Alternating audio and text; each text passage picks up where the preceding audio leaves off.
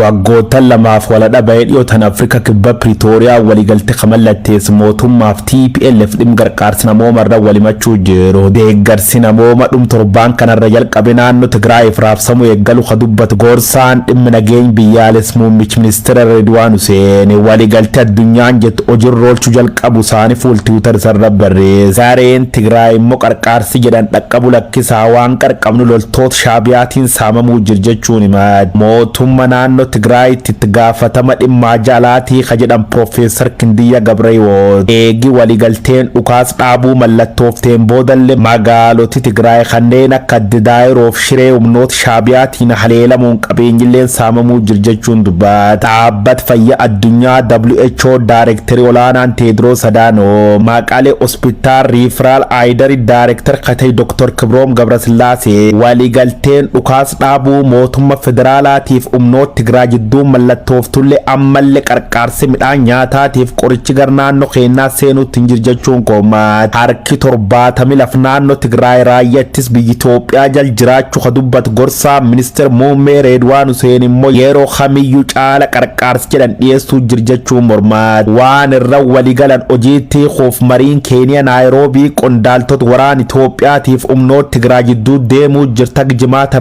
dheereffamu sii gabaasne ture. Ameerikaa biiroon dhimma Afrikaa qarqaarsa tattama jalqabu qaba ammuma erga jechuun irratti argama. Mootummaan Ayirlaand shakki mootummaa Itoophiyaa irra qabin dhosseen wamtaateef duub TPLF fi biltsiginnaa marii Pretoria booda torbaan lama keessa wal waakkatanii jee. Sadaasa Jaabar 2022 magaalaan Naqamtee gadda ulfaataa simatteetti. Guyyaan kun addatti ammoo maatii obbo Alamaayyoo Taaffasaatiif godaannisan dabarre kan dhiibtee dabarte turte. Mana tokko keessaa hangafaa fi quxisuun walirratti irbaata rasaasaa ta'aniiru. Mana isaanii keessatti rasaasni qiyyaafannoon dhukaafamte foddaarraan obbolaa lama galaafachuutu himama. Taateen kun kan raawwate magaalaa Naqamtee ganda 07 naannoo Burqaa Jaatoo jedhamuun beekamuttidha. Dilbata darbe ganamaan gara mana amantaa deemuuf maatiin obbo Taaffasaa hunduu qophii irra akka turan dubbatu. Ciree nyaatanii akkuma yeroo kaaniitti gara waldaa deemuuf qophaa'anis sagaleen dhukaasaa jajjabaan magaalattii keessaa dhagahamaa ture. Walwaraansi waraana bilisummaa Oromoo fi humnoota mootummaa magaalicha keessa jiraachuu hubatanii gara waldaa dhaquu hafuuf murteessan maatiin obbo Alamaayyoo. Sagantaan gara mana amantaa deemuuf qabatanii turan erga hafee namuu mooraa keessaa akka hin baaneef walitti himneetu manuma ooluu murteessinee jedhu obbo Alamaayyoon. Battalumatti ilmi isaanii hangaftii Yoobii fi isheen quxisuun Feeneet gara Gorduubaatti darbanii jedhu. Kanumaan osoo jirru daqiiqaa tokko keessatti sagaleen dhukaasaa gurguddaan gurrarraa isaaniiyyuu himan. Fiignee gara kutaa isaan jiranii yeroo qaqqabnu Feeneet daa'imni ganna 16 mormarra rukutamtee kuftee dhiigaan faalamuu fi obboleessi ishee Yoobis yeroo nuti bira geenyutti sagalee dhageessisee lubbuun keessaa ba'u arginee jedhu. Ututeenyee neonaa sabnaa ijoolleen achi manyitaa isaanii jiru. Manyitaa isaanii ta'anii taphatu ijoolleen. Mucaan isheen tokko tuna bakka jirtu mucaa sadiidhaa bakkee deemtee utuu achi jiranii takkata daqiiqaa tokko keessatti wanta sana dhageenya wanta sana achi waan ijoolleen ciciisaa jiru. Isheen durbaa battaluma sanatti fiigii lafa buutee jira. Miidhaa ammoo Iyyoob Alamaayyoo immoo takkuma gideen bira ga'u jedhee achumaan harkatti hafee ganama naannoo sa'aatii tokko walakkaa jalqabame. Utuu wajjin haasofnu daqiiqaa tokko keessatti qaroo keenya bitaa fi mirgaa dhabnee kan jedhan obbo Alamaayyoon battala sanatti naasuun weeraramuu fi iyyaniis birmannaa dhabuu himu. Iyya kukkuu iyyanus hunduu sodaa keessa waan jiruuf battala sanatti namni nuuf birmata hin turre jedhan haala guyyichaa gaddaan yaadatu obbo Alamaayyoon. Ganuma tooksii dhageenya malee waan ta'uu hin deenye rimoo akkanallee dhageenya waan ta'uu hin beeknu. Sodaannee mana kee gadi hin baanee bakka ijoolleen bakka gijee sanatti battaluma sanatti bakka ijoolleen sun lubbuu isaanii ba'e qayyinee namni nutti birmatu dhabee dhabne gadi ba'uu dadhaban namni dhumarratti bakka xoxoqatanii bakka dhufuu jalqaban namoonni. Ilmaan isaanii kunniin ijoollee naamusaan guddatanii fi jaalala namaa qaban akka ta'an kan himan obbo Alamaayyoon wanti akka kanaa tasumaan mudata jennee eegnee hin beeknuu jedhu. Feeneet Alamaayyoo barnoota isheetiin qaroo ta'uu himanii kutaa tokkoffaarraa eegaluun qabxii gurguddaa waan galmeessiftuuf abdii guddaa irratti kaatanii akka turan himu. Feeneet garuu utuu mul'ata ishee faana dhooftu hireen farraa mataa ishee mare. Qormaata kutaa 8ffaa qabxii guddaa 99.91 fiduu isheetiin alatti egeree gaariif barnoota isheetiif bakka addaa nama kennitu akka turte himu abbaan. Obboleessi ishee hangafni Iyyoomnis bara darbe digirii 2 eebbifamuu isaa fi yeroo ammaa immoo barnootaaf gara biyya alaa deemuuf qophii irraa akka ture himan. Inni barreen gaddaa fixee daawame inni porofesii jiru akka carraayyuu mucaanii ni lama qabayyeeti. Mucaan isheen durbaa ammoo mucaa isheen baay'ee jaallannee baay'ee taalentii mucaan ijoollee tasgabbooftuudha. Ijoollee nama ol jetteen ilaallee ijoollee waldaa keessatti guddatan ijoolleen kun ijoollee waldaadhaaf bu'aa buusanii ijoollee waldaan jaallattu utuu hojii haasofnu dhabne daqiiqaa tokko keessatti. Haala kanatu nu mudata jennee hin eegne kan jedhan obbo Alamaayyoon abjuun keenya milkaa'ina ijoollee keenya waltajjii guddaa namoota milkaa'oo ta'anii irratti arguu ture malee reeffa isaanii diinqa keessatti arguu hin turre jechuun gadda jabaan liqinfamanii waan isaan irra gahe OMN itti himaniiru. Haalli isaan mudate hooda ta'uu himuun lapheen isaanii hedduu cabuu fi haati daa'imman kanaa hanga yoonaattiyyuu qoora qalbiitti akka hin deebiin himu.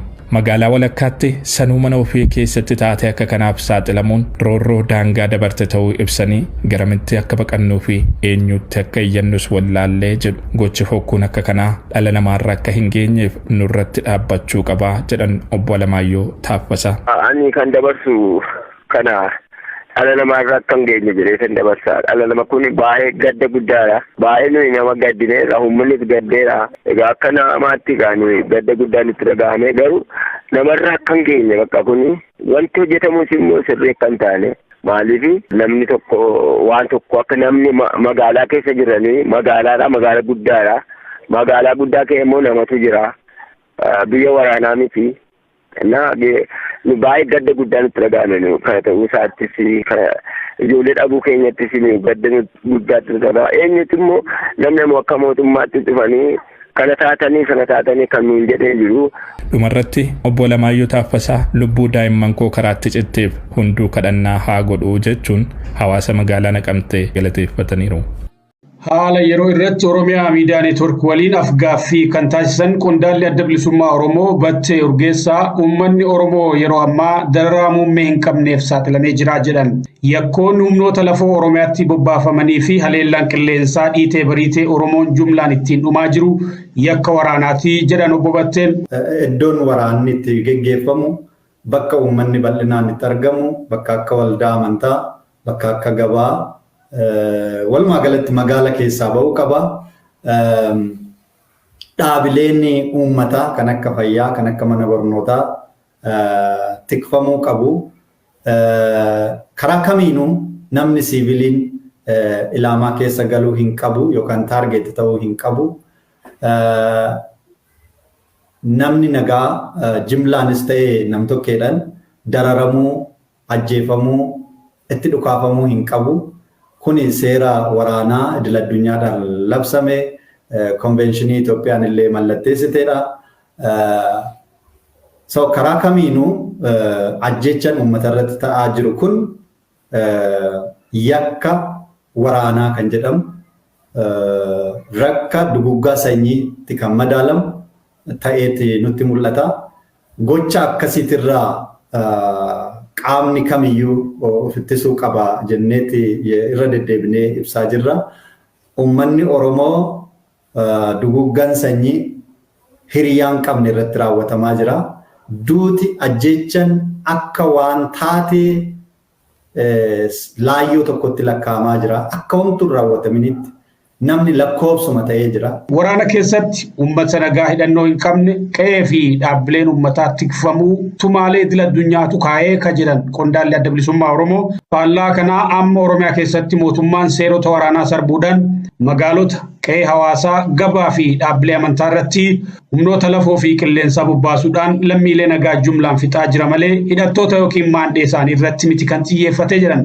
Oromiyaa keessatti lubbuun namaa rakasee namnis lakkoofsa qofa ta'ee jira ka jedhan obbo Batteen adeemsi Oromoo duguuguu kun godaannisa hamaa Oromoo gidduutti dhiisee darbuu akka danda'u himanii jiru.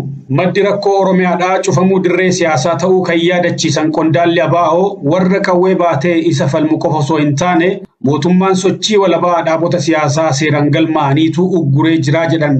Hanga ammaa biiroonni giddugaleessaa keenya poolisiin eegamaa jira. Hojii idilee hojii waajjiraa hojjechuu hin dandeenye. Hogganni keenya akkuma beektu akkuma isinis gabaasaa turtan hidhaa keessa jiru. Hidhaa seeraan alaa. Sochiin tokko sochiin walabaa tokko hin eeyyamamu. Magaala tokko ayitee miseensa walitti qabdee kallattii qabsoo qabsiisuun hin danda'amu. Uggura keessa jirraa jechuudha. Dhibdeen siyaasaa kamuu qawween hin furamuu kan jiran obbo Batteen mootummaan balbala isaa banee haal duree tokko malee mariif qophaa'uu akka qabu waamicha godhan.